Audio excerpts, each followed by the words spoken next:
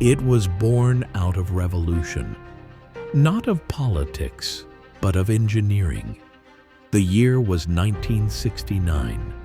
The Vietnam War had shown the world that speed and firepower alone weren't enough.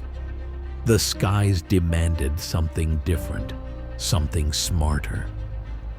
In an era of heavy, lumbering fighter jets, a renegade group of designers, known only as the fighter mafia, envisioned a new kind of warplane. Led by U.S. Air Force Colonel John Boyd and mathematician Thomas Christie, they built their theories on pure energy, literally. Their energy maneuverability model redefined how combat performance was measured. They weren't thinking about size or appearance. They were thinking about agility, response time, and survivability.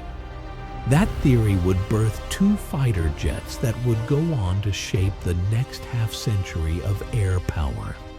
The Air Force's F-16 Fighting Falcon and the Navy's A-18 Hornet.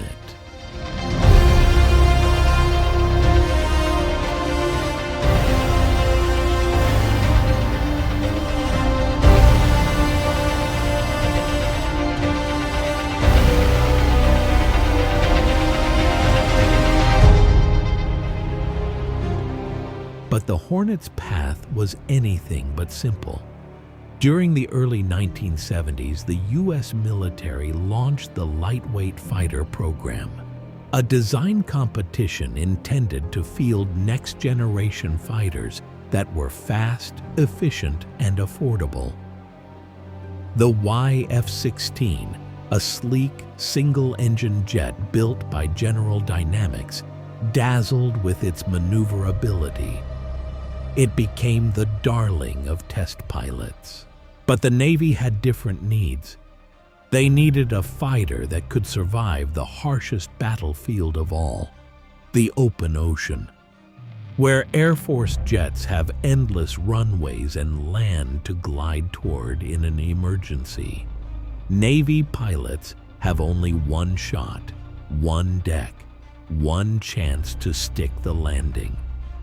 That's why they favored Northrop's YF-17, a twin-engine, twin-stabilizer design that would go on to evolve into the F-A-18 Hornet. It was rugged, agile, carrier-capable, and most importantly, forgiving when things went wrong. In 1983, the Hornet officially entered service with the United States Navy and Marine Corps. It was an instant game-changer.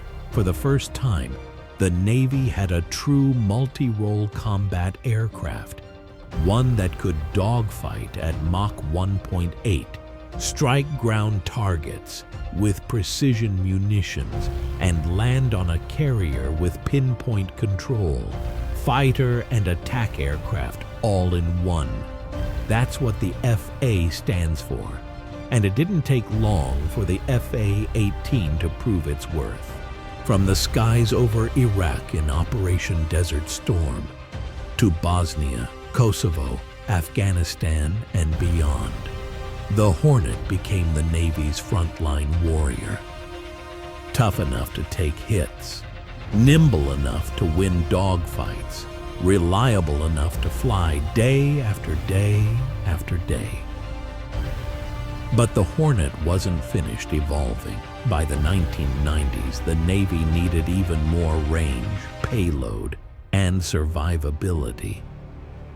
The answer wasn't to scrap the FA-18, it was to reinvent it. Thus, the Super Hornet was born. The FA-18E and F models were bigger, stronger, and more capable in every way. A 25% larger airframe gave it more internal fuel and a 50% greater range.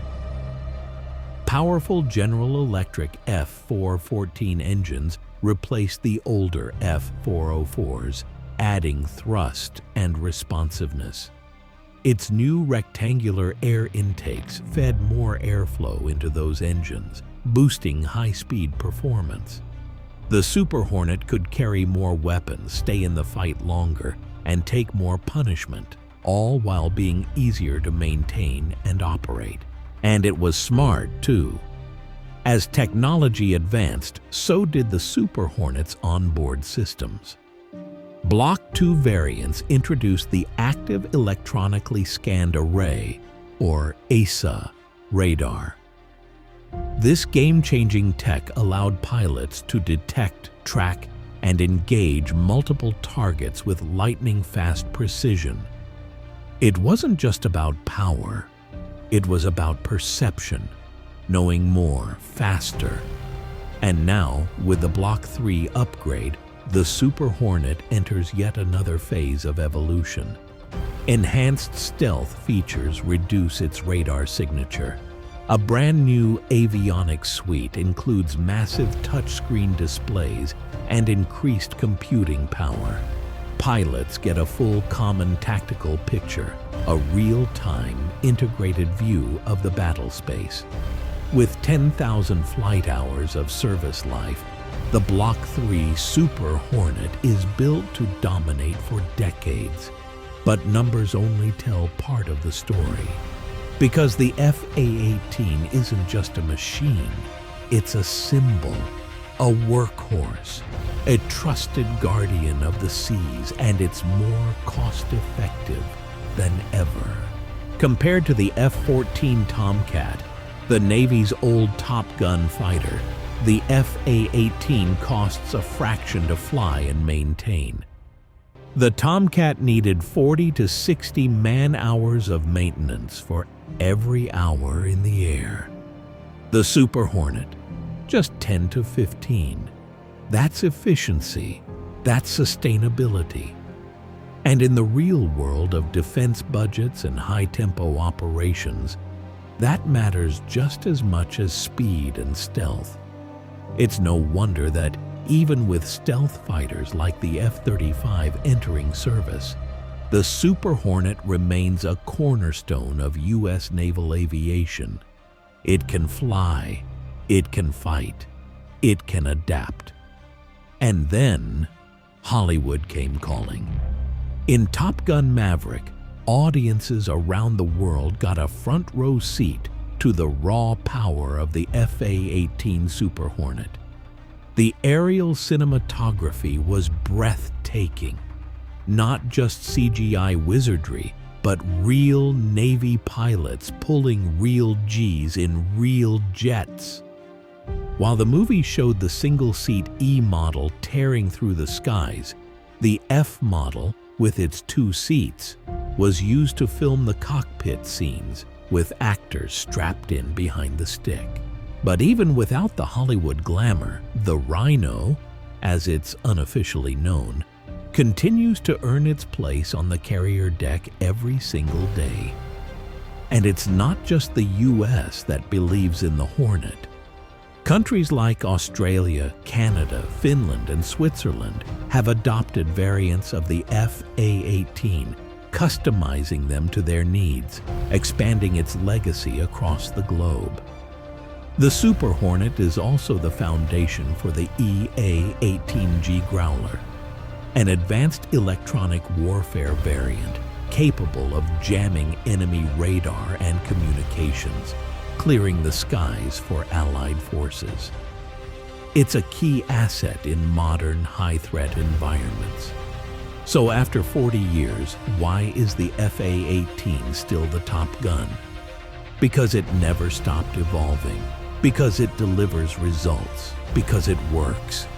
In a world where defense programs take decades and billions to produce results, the F-A-18 just keeps flying.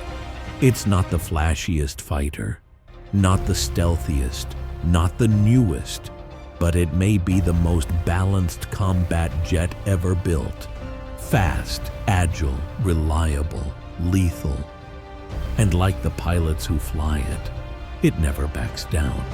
From its radical beginnings with a band of rebels to decades of battle-proven performance, to its place on the big screen and in the skies above every major conflict of the 21st century. The A-18 is more than a fighter jet. It's a legacy, a legend, and yes, still the top gun after 40 years.